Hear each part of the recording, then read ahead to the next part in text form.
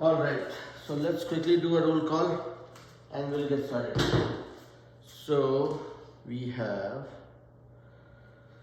Aryan, Dev, Dhanushri, Neil, Prisha, Rehan, Sarah, Shravya and Shivatsa. Can everybody hear me okay? Wonderful. Okay, so who all got a chance to see what are the topics for today?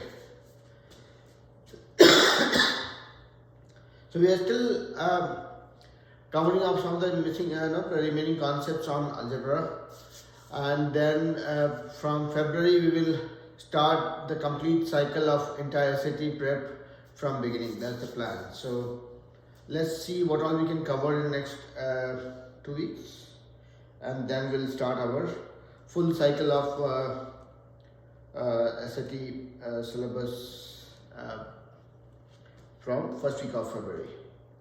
So today's topic is around radical and rational exponents. Then we'll look at some of the properties of radical and rational exponents. Then we'll go to graphing radical functions and then solving radical equations. And there's something interesting about it, which is called extraneous solutions of a radical equation. Are you guys clear with what we are trying to do? Okay. And I will keep on requesting you guys to respond, just to make sure that I get the confidence that you guys are with me. Now, first thing first, when we say radical exponent or rational exponent, what is our understanding? Can anybody tell me in layman's term? What do we mean by radical exponent? What do we mean by rational exponent? And what's the difference between the two? Anybody?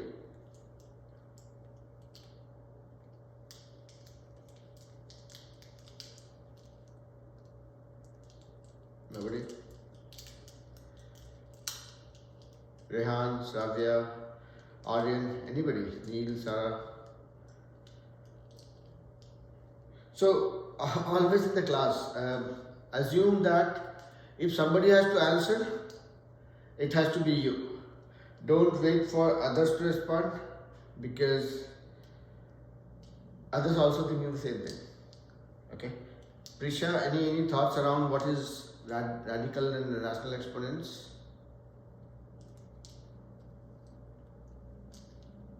No thoughts? Okay. So let me do the jump start for you guys. Hello Anshu. So Anshu, we have just started, and the topic for today is radical and rational exponents. So I'm just trying to understand from you guys what is the basic understanding of radical and rational exponents, and what do you guys know about it?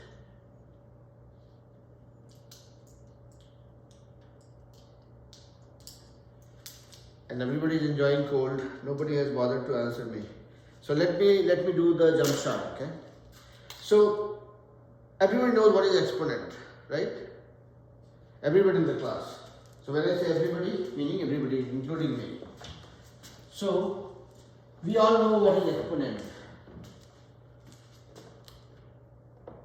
This is an example of exponent where I have x to the power 3. This is called the degree or the exponent of x. Yeah. Now, when I have an exponent in the form of a rational number, this becomes a radical exponent. Rational exponent. And when I represent this same exponent in the radical form, meaning I say root cube of x. This 1 by 3 of x to the power 1 by 3 is the rational form of the exponent, and this is a radical form. So basically, from understanding standpoint, if you talk about radical exponent or rational exponents, they are the same, just the representation is different. So if I say x to the power 4, normal, just an exponent. It's an exponent that we have dealt with so far. When I say x to the power 1 by 4, this is nothing but a rational exponent, where the exponent is in the form of a rational number. And then if I represent the same thing as fourth root of x, this is called the radical form of the exponent. So radical and rational are the same thing, just two different representations. Is that a good starting point? Yes, sir. Okay. Now let's go back to our initial understanding of exponents. I would sound a little bit redundant because these are things that you would know, but we certainly do the recap before we get into the nitty-gritty of the next thing that we wanted to learn. Or let me put the standard form of this. These are some of the rules of the exponents that you guys would be knowing. But x to the power a times x to the power b becomes x to the power a plus b. X to the power a divided by x to the power b becomes x to the power a minus b. And x to the power a to the power b is nothing but x to the power a times b. This one, these generic rules you all would be knowing. Let me know if anybody has slightest of the doubt with respect to why I am putting these rules or formulas here. Everybody is clear, right? Srivatsav, Sravya, Sarah? Clear. Clear? Okay. Okay. So, I'm not trying to prove this. Now, let me give you guys a small riddle and say, see who can prove this. You all would have seen this probably 1,000 times, that anything to the power 0 is 1, except the scenario when x itself is 0. So when x is not equal to 0, then something to the power 0 is 1. If I ask you guys why,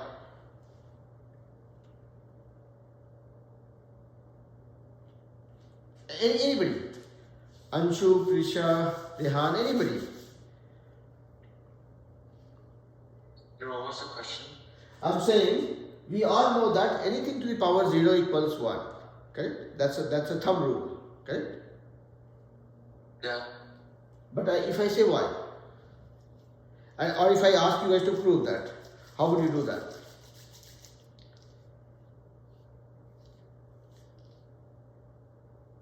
And it's not that I'm not trusting you guys if you say that something to the power x, something to the power 0 is 1. But if I ask you guys to prove that, how would you do so? And again, this relates to the some of the rules that we saw just 2 minutes ago. Dhanusri, would you remember? No, sir. No? Okay. So, okay. Prisha, Anshu. Yeah, Prisha. Go ahead. So basically, when you put the rules, if you divide the power of like a number by the same number, the same power, then if you subtract the exponents, you get a 0, and that essentially just means that you're dividing the top thing by the bottom thing, just giving you a 1. Yeah, I mean, you are spot on. So that's exactly what I was going to do. So if I have, let's say, x to the power 2, then I know that it is x times x. So x to the power 1 plus 1. Similarly, we know that if I say x to the power 2 divided by x to the power 3, it becomes x to the power 2 minus 3. So we'll use the same understanding and we'll say fine. X to the power 0 I can write as x to the power 2 divided by x to the power 2. Because this is how it will become x to the power 2 minus 2, which is 0. Yeah? So x to the power 2 divided by x to the power 2 is nothing but 1. You can play with this, you can say x to the power 4 by x to the power 4. Basically, your numerator and denominator have the same power and the same base. That is how it becomes something to the power 0, which is equal to 1. Yeah? So, again, nothing tricky about it. It's just a fun part of it.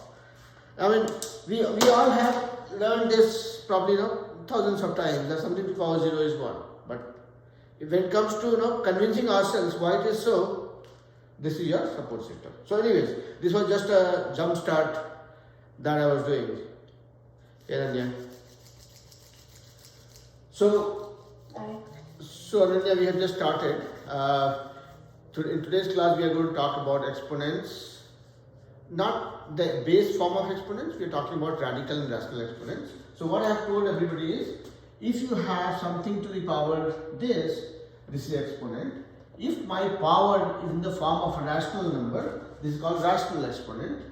And I can represent the same number in a different form where it is nothing but the cube root of x. This is the radical form. So radical and rational exponents are essentially the same thing, just two different representations.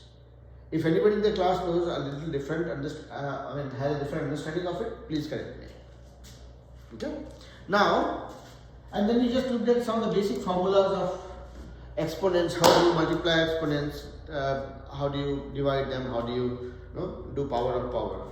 So now, let's play with this a little bit. Now we are talking about so let's do a quick recap. X to the power a times x to the power b equals x to the power a plus b. X to the power a divided by x to the power b is x to the power a minus b, and x to the power a in bracket to the power b is x to the power a times b. This is what we know about exponent. Now, similar rule applies when you are dealing with rational exponents also. That's essentially what I meant by property of rational and radical exponents. Let's say, if I say x to the power 1 by 4 times x to the power 2 by 6, find it out. You have two ways of doing it.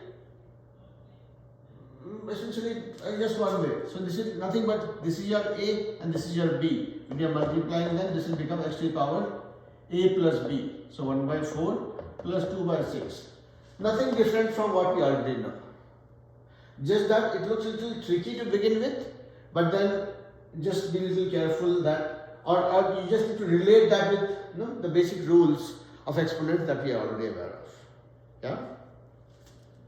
This is how it works. Similarly, if somebody says find out x to the power 3 by 6 divided by x to the power 2 by 9. The obvious mistakes we make if you don't think about it, you'll say, oh, I know x to the power 3 by 6 divided by 2 by 9. No, this will be totally wrong. You will not do that because this is nothing but an exponent, rational exponent. This is a rational exponent which is coming under the umbrella of exponents. And then when you are dealing with exponents, something divided by something, you subtract the power of the denominator from the power of the numerator. That's it. Yeah. So let's spend 2 minutes. Let's try solving few problems and then see how comfortable we are toying with these kind of problems. If I say x to the power 2 by 6 multiplied by x to the power 3 by 9 times y to the power 1 by 8 divided by x to the power 1 by 4 into y to the power 1 by 12. Can somebody quickly solve it? Not somebody.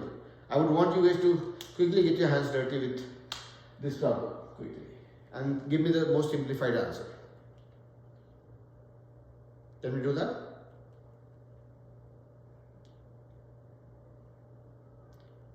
So Vaibhav, Savya, Sara, Neil, Ananya, Dhanushri, Prisha. In the middle, is that 3 over 9 on the top? 3 over 9, yeah. So x to the power 2 over 6, then multiplied by x to the power 3 over 9, multiplied by y to the power 1 over 8, divided by x to the power 1 by 4, multiplied by y to the power 1 by 12. So I want everybody to rub your hands and get this done in next couple of minutes. And then you have next problem waiting for you, which is x to the power, in the radical form, 8 multiplied by x to the power 3 by 6 divided by cube root of x times x to the power 6 root of x. So there are two problems. This is one problem and this is the second problem. These are easy problems, but this will reaffirm that when it comes to dealing with radical and rational exponents, we have zero problem dealing with that.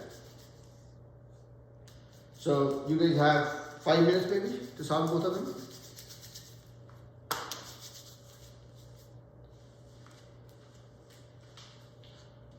See what's up, you are very quiet today. Doing it? Yes, sir. Okay. How about Dave? Rehan? Everybody doing, right? I'm doing it, sir. Okay. So nobody has an option of not doing it. Please try doing it so that we would know if it is working for us.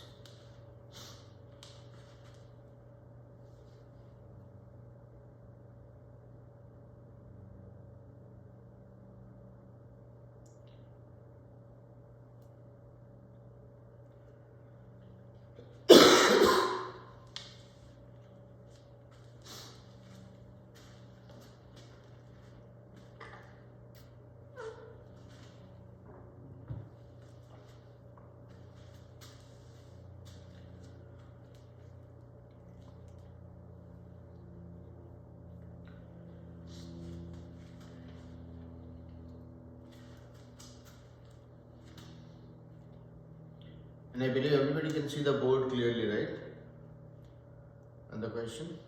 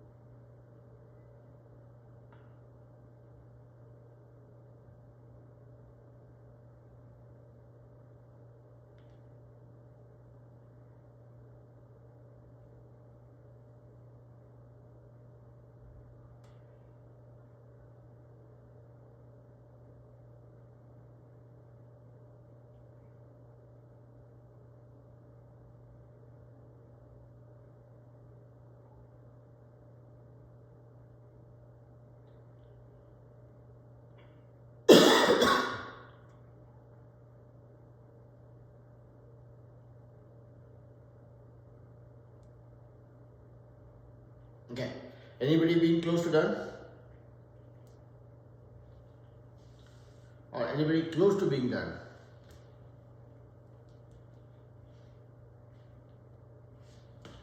Or let me put it this way. Anybody who is not able to make an attempt or is kind of struggling to figure out how to start?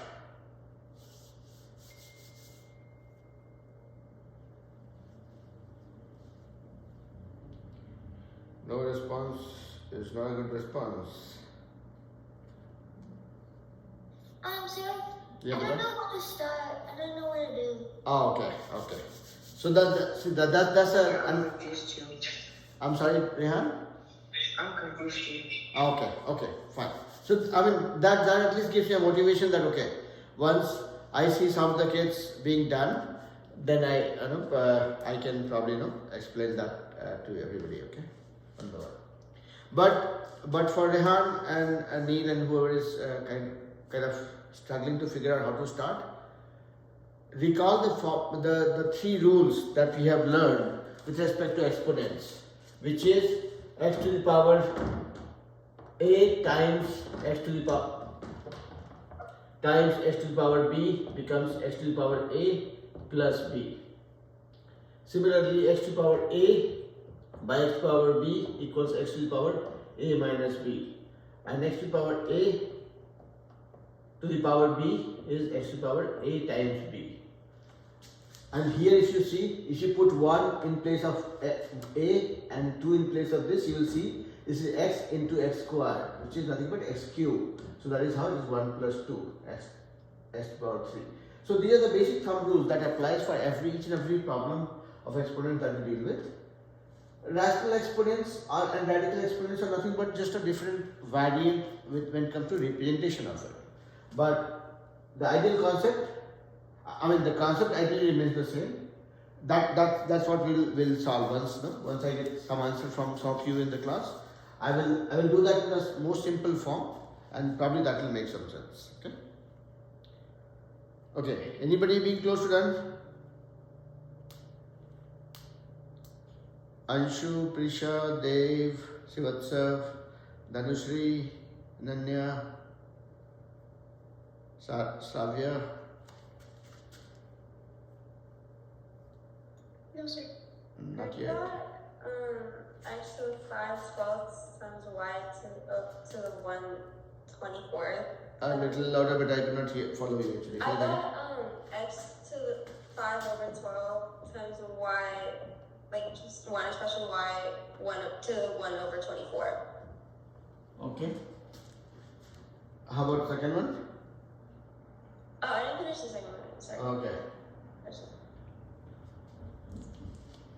Okay. I'll probably give you guys 2 more minutes, and then I will solve it myself for everybody else to be on the same page.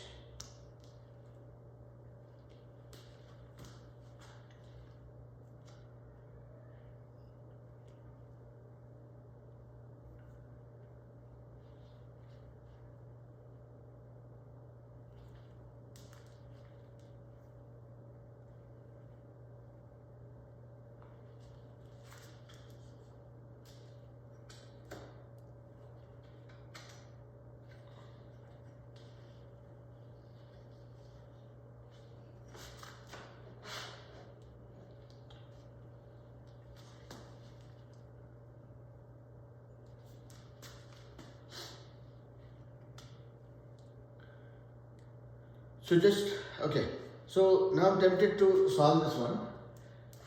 Just one feedback, okay? As a teacher, as a mentor, or whatever you call it, is when you are doing math requires you to be always ready to get your hands dirty. So any problem that you come across, don't be shy. Just pick it, apply your Tran method, and then try doing it. Because more you practice, more expertise it will develop for you. Okay, that's the mantra. There's no other way. I don't think I have ever been intelligent enough to solve the problems without doing it.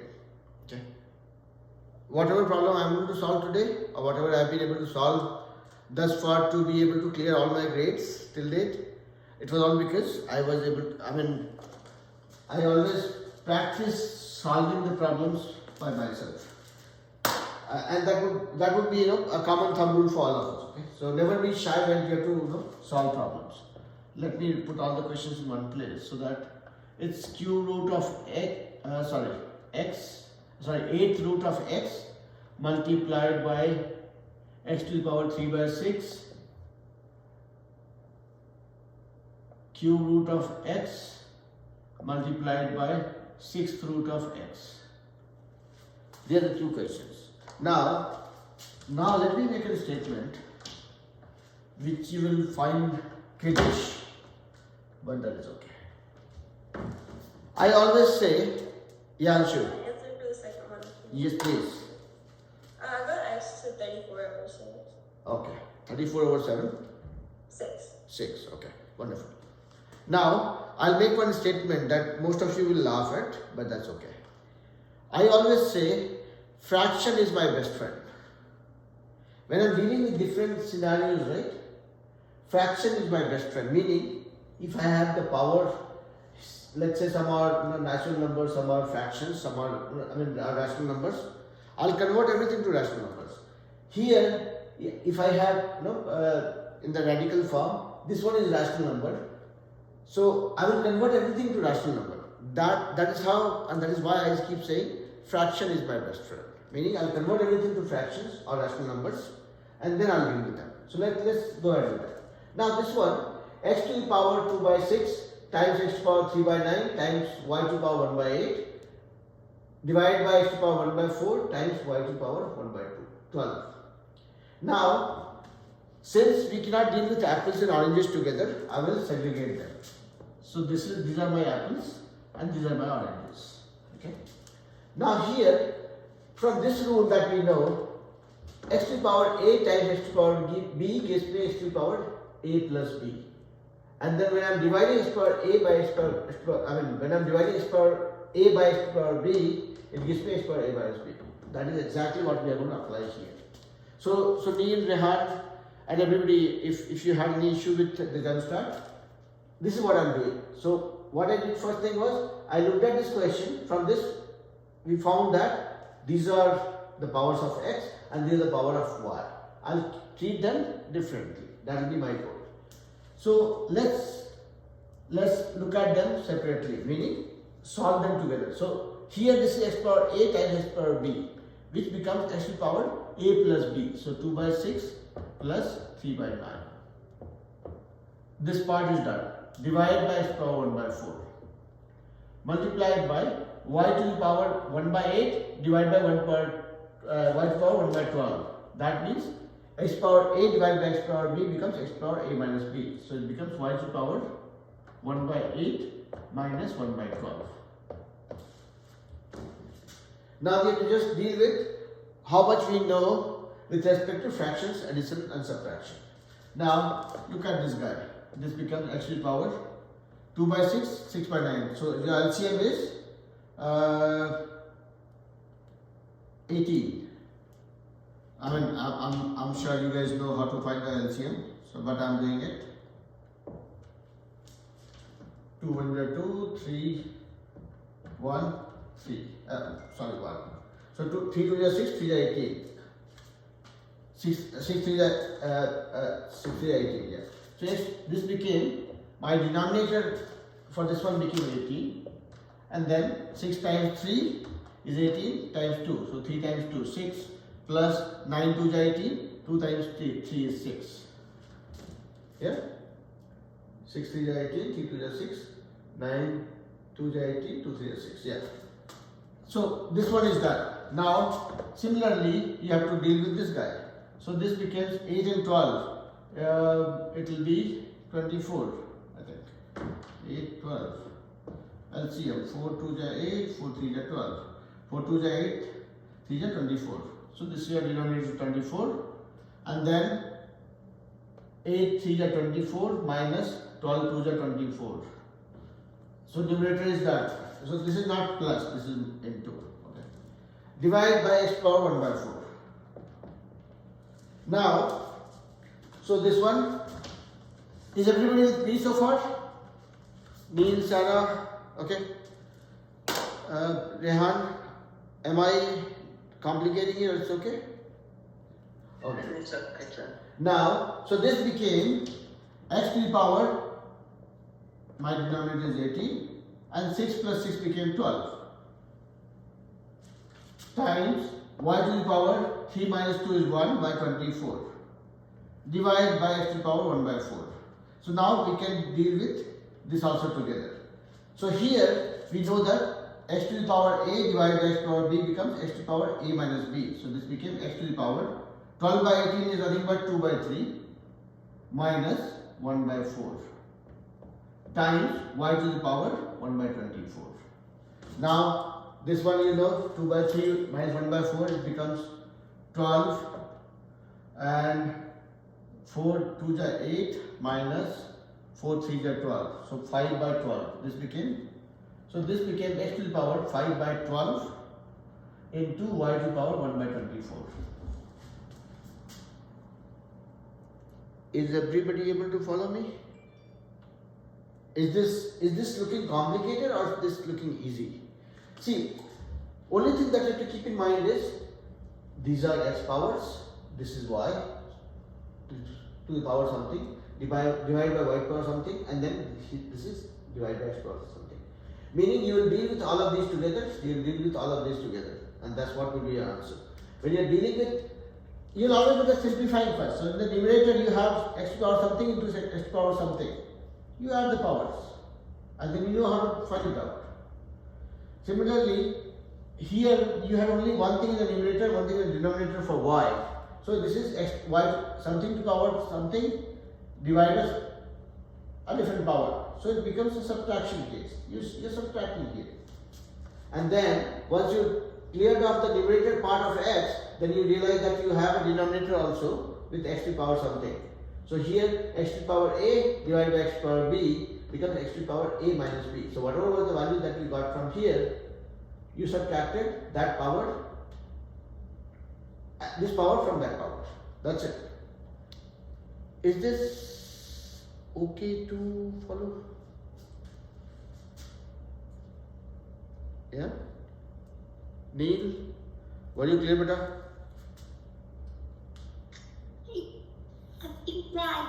Clear. Yeah, clear. How about you, Shravya, Prisha, Dhanushri, Dave, Rehan? Yeah, Dave.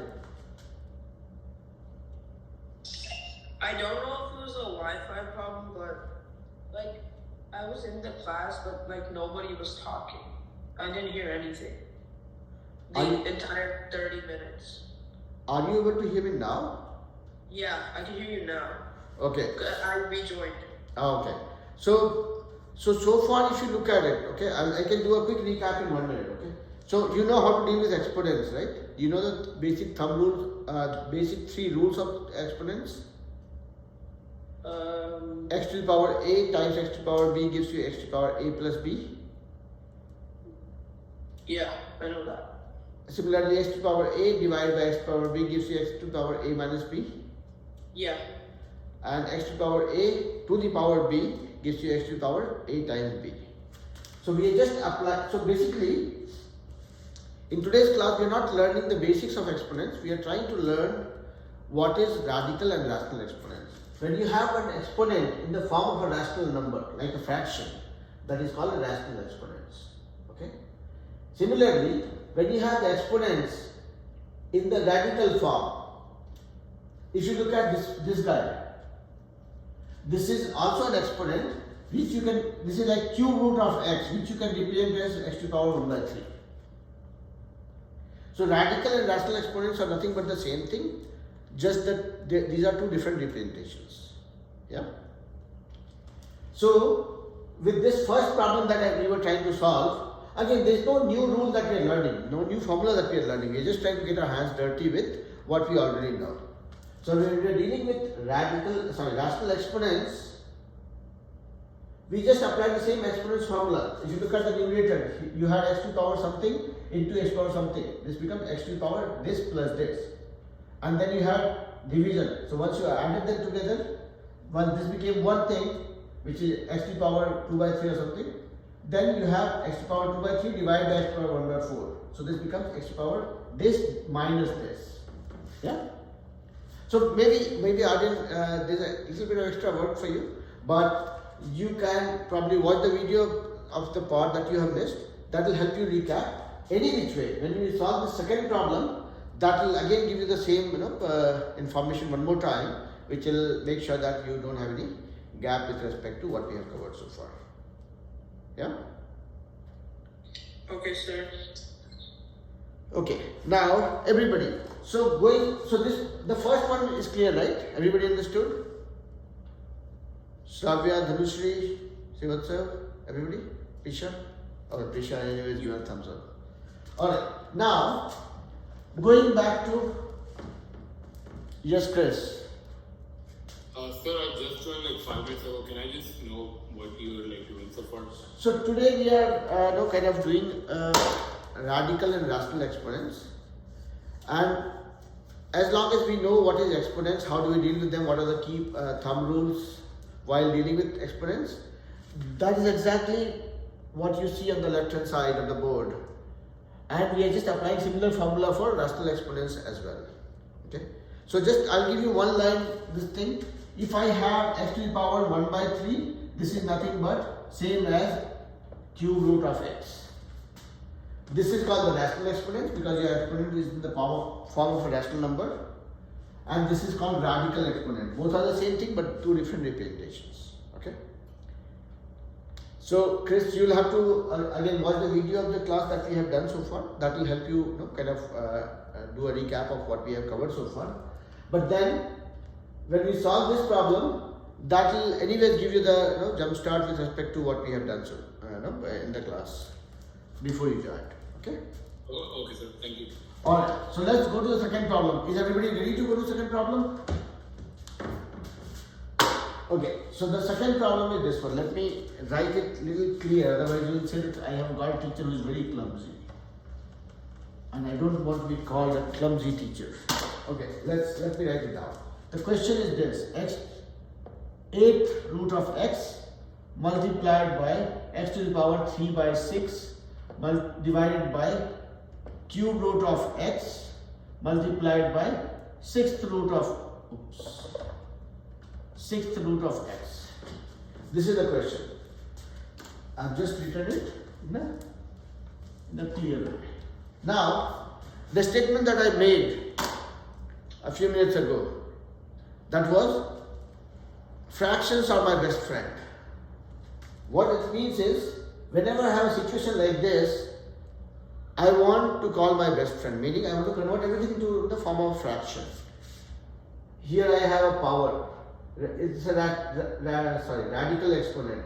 This is a rational exponent. This is a radical exponent. This is also a radical exponent. I'll convert everything into the form of fraction, meaning I'll convert everything into the rational form. So when I have cube root of x, that is nothing but x to the power 1 by 8. This one I converted into rational form.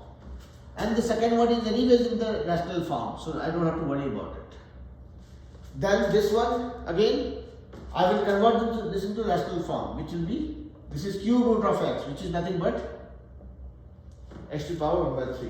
Similarly, this is the 6th root of x, which is nothing but x to the power 1 by 6. Yeah. Whatever I have done so far, this part is okay, right? I have done no calculation with whatever I have done with this question. But what I have done is I have converted everything into a form that I am most familiar with, that I like. X to the power, this is the 8th root of x. I don't like this kind of form. I'll convert this to rational exponent form, which makes 8th root as x to the power 1 by 8. Now I have everything in the rational exponent form. Very simple. X to the power a times x to the power b becomes x to the power a plus b. Similarly, here also I have x to the power something into x to the power something becomes x to the power this plus this. Let's do the easy part. So in the numerator it becomes x to the power 1 by 8 plus 3 by 6. This is my numerator and this is my denominator, x to the power 1 by 3 plus 1 by 6. Done. So this becomes x to the power 8 and 6. I think your LCM will be 24. 8 3 are 24 plus 6 4 are 24, 4 3 are 12. Here it becomes your LCM will be 6, 3 2 are 6, 6 1 are 6. So this became x to the power 12 plus 3 15 by 24 divided by x to the power 3 by 6, which is x power 1 by 2. And 15 also becomes x to the power 15 by 24 becomes 5 by 8 divided by x to the power 1 by 2. That means now I have x to the power a divided by x to the power b, which becomes x to the power a minus b. My a is 5 by 8, my b is 1 by 2.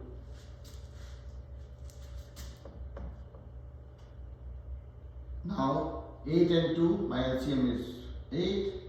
8 1 is 8, 1 5 is 5, minus 2 4 is.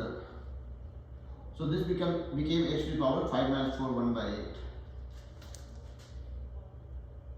Did I miss something?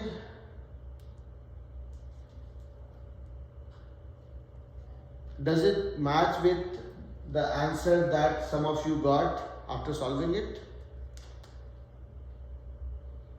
I did not get a very simple answer like x to the power 1 by 8 from any of you. So I When didn't. I did it, I didn't see the 8 at the beginning, so it messed up. Oh. Like, I didn't have 1/8. I just thought it was I didn't see the 8 at all, so I just put 1/2.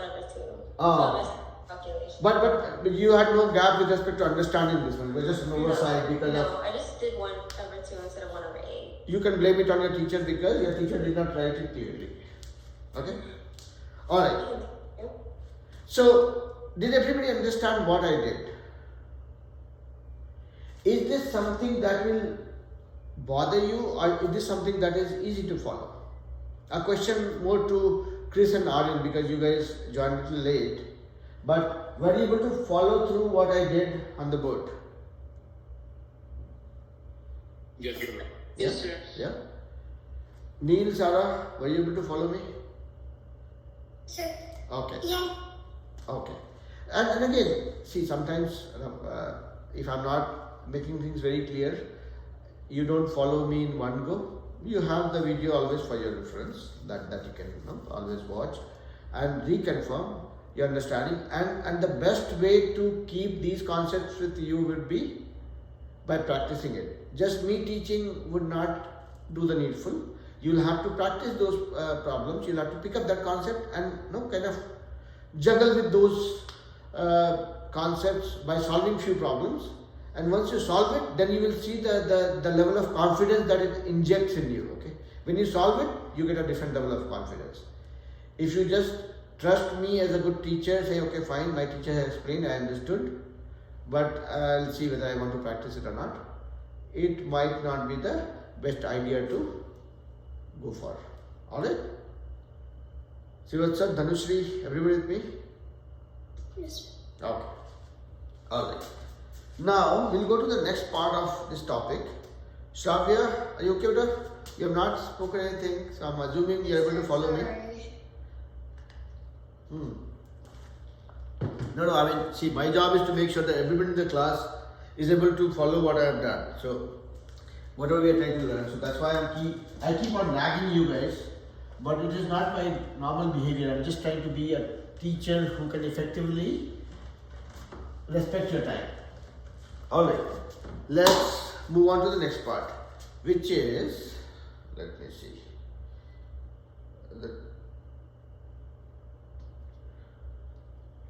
the next thing we are going to cover is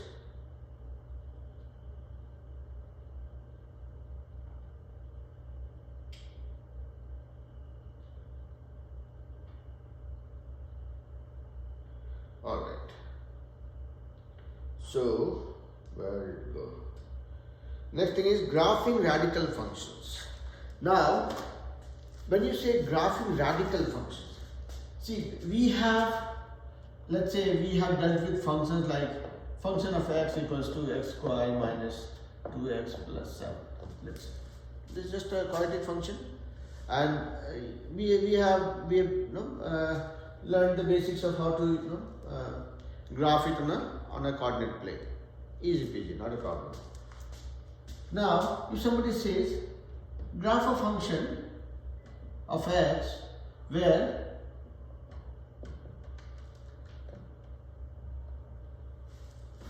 see, in your function you have a radical part to it, radical exponent in it, and it just by the outlook it doesn't look very friendly.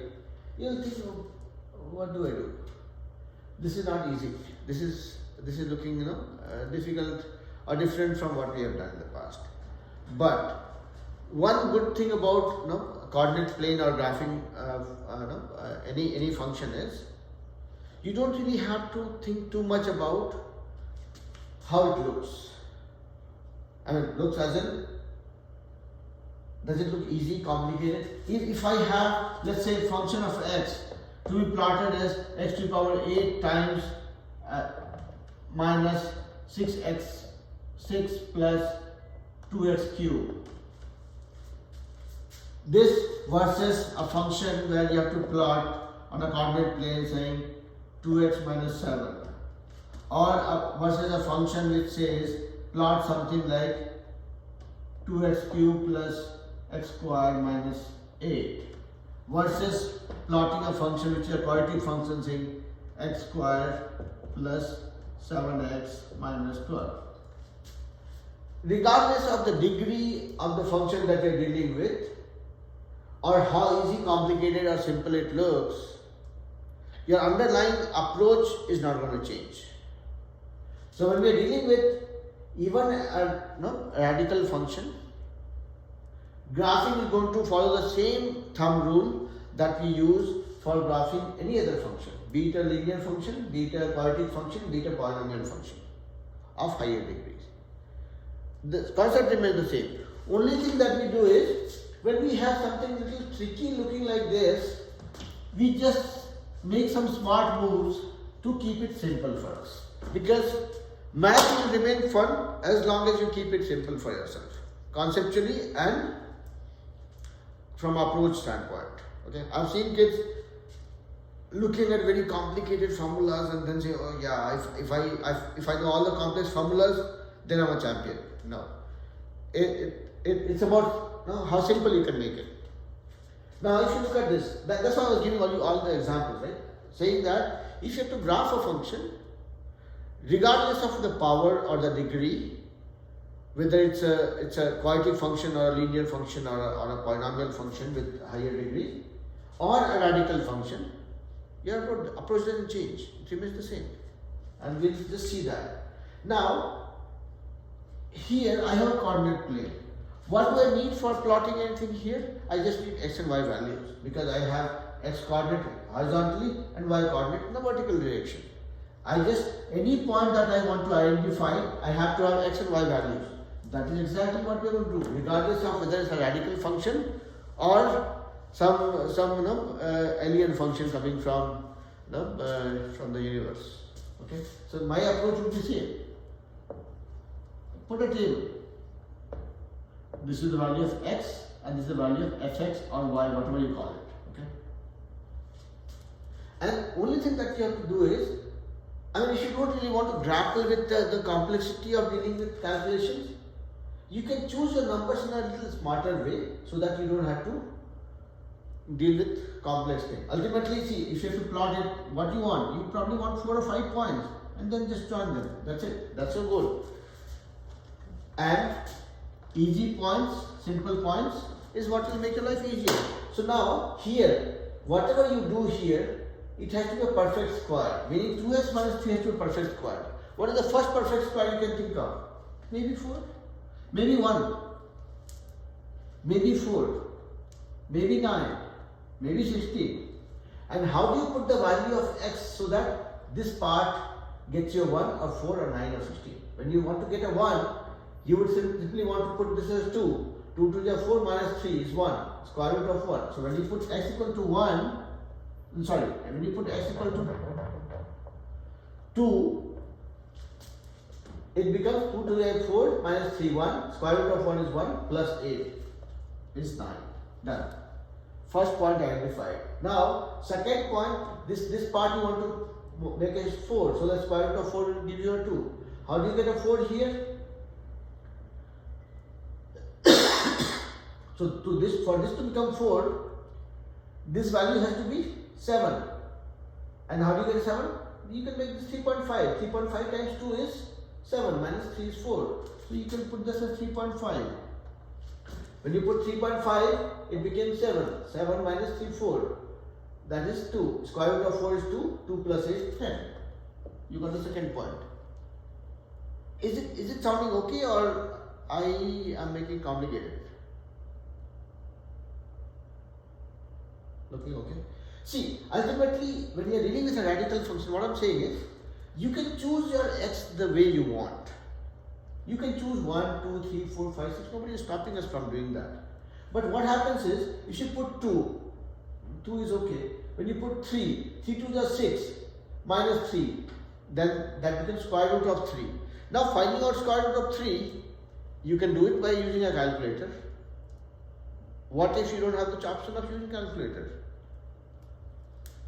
What you certainly don't want to waste your time. So what you're doing is you're saying, okay, fine, I have to find the square root, meaning the value of this calculation should give me a perfect square, so that this calculation becomes easy. That's how I'll choose my x in a little smarter way. So that's what we are doing. Now my third square is 9.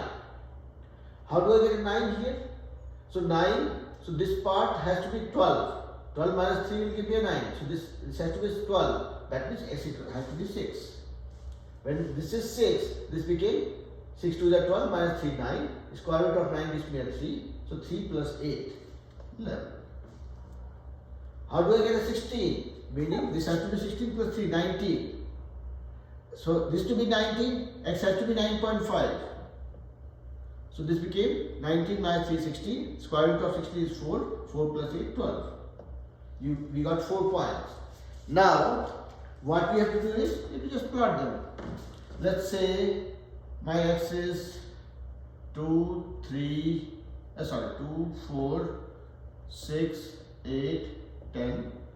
On the y-axis I have, let's say, I'll use a 3, 6, 9, 12. I'm using a little bigger scale so that it fits in my screen.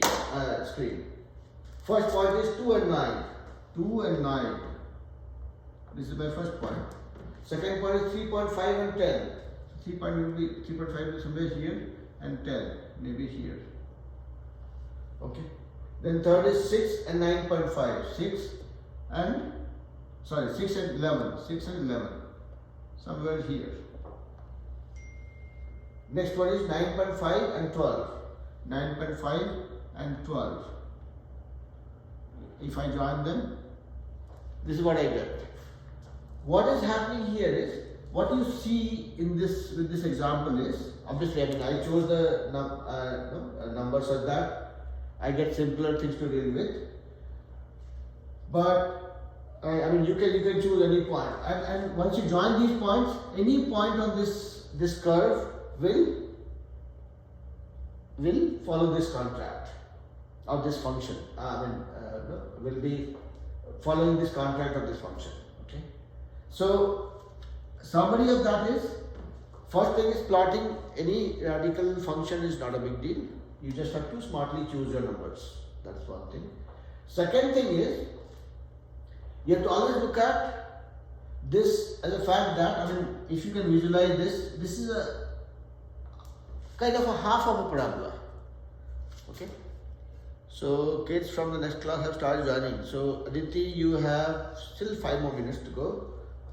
Alright.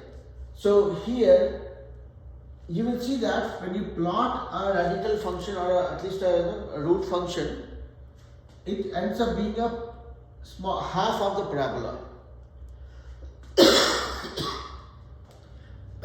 Sorry. What plots a parabola is a quadratic function. When you look at a root function or a radical function, that plots half of a parabola actually. You will see that one part of this is plotting half of the parabola, and then let me see how I can put it. Now look at this. When you have a quadratic function gives you 2 possible values of x. What you are doing is, you're finding one part of it by doing a square. So it gives you only one part of it. When you expand this, or when you do a square of that, which will convert into a quadratic function, then it will part the second part of the parabola also. This is just for understanding, no big deal here. It's just a thing that you can relate. That if I have a quadratic function, I'm plotting a parabola. If I have a root function, it plots half of the parabola. Okay? And we'll use this concept for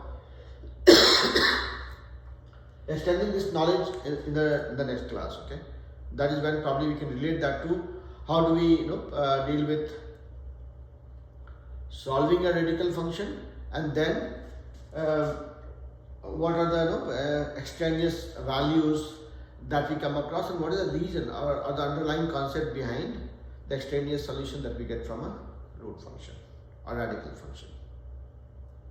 Any questions so far?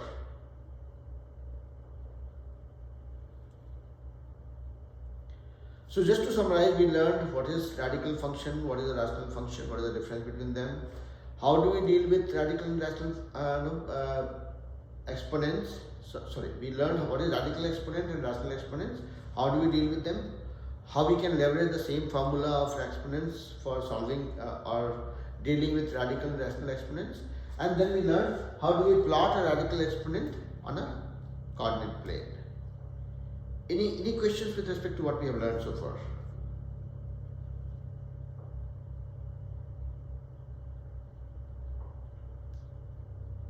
No questions? Or it's not worth asking a question even?